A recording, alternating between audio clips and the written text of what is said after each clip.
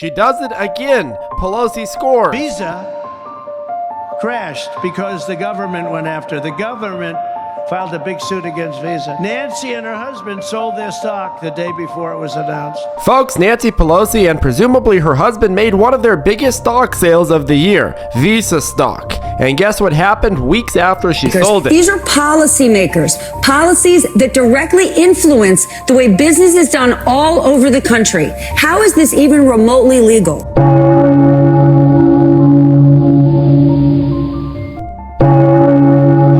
Whether you like Biden or not, he got 14 million votes and he won the primaries, and then they came to him, Nancy Pelosi, crazy Nancy. She came to him, she's nuts.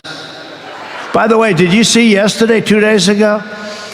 So I'm not much into this stuff, but Visa crashed because the government went after. The government filed a big suit against Visa. Nancy and her husband sold their stock the day before it was announced.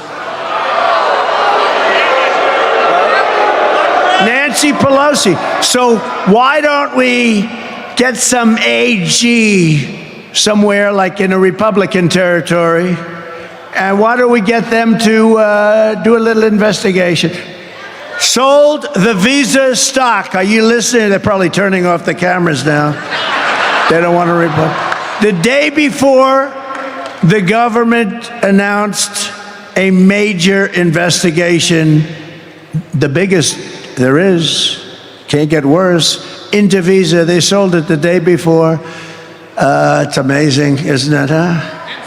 Nancy Pelosi. Despite what you might think about the success of Warren Buffett, Charlie Munger, and Cathie Wood, this 81-year-old Speaker of the U.S. House of Representatives has become an investing meme because she's made a lot of money with Wall Street bet-style trading. The last 3 years, her stock-picking strategies have consistently beat the S&P 500. She's grown her wealth by an estimated $16.7 million in 2020 alone, and she reportedly has a net worth of around $100 million. Both her and her husband recently locked in a $5.3 million profit from Alphabet call options. They invested in Apple during the June 2021 tech dip. That also includes a $1 million bet into Tesla and bullish bets on Disney. And to top it all off, a $5.5 million investment in big tech right before the shutdown in 2020. When you see tweets comparing the world's most successful investors, and Nancy Pelosi is at the top of the list.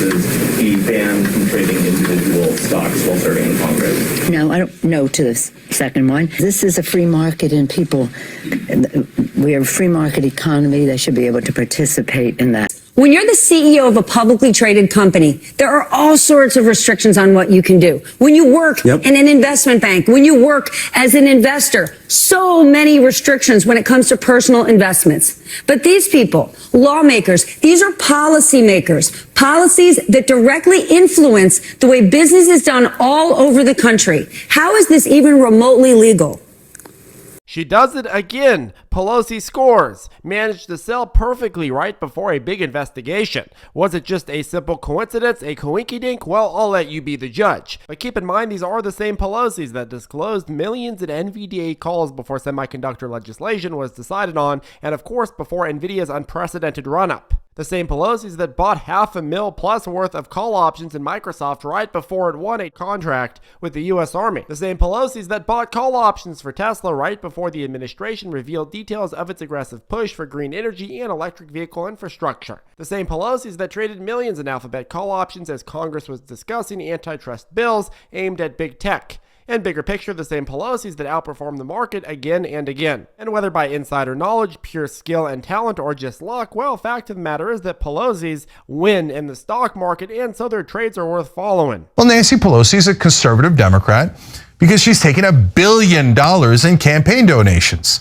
Now, there's another word for that. We used to call those bribes. Pursuant to Rule 8 of the Rules of the House of Representatives, that I, the Honorable Nancy Pelosi, Speaker Emerita, and U.S. Representative for the 11th Congressional District of California, have been served with third-party subpoenas from the prosecution and the defendant to produce documents in a criminal case in the United States District Court for the Northern District of California. The days of this chamber being treated as Pelosi's house instead of the people's house are over. I say, I told you so to the fake news.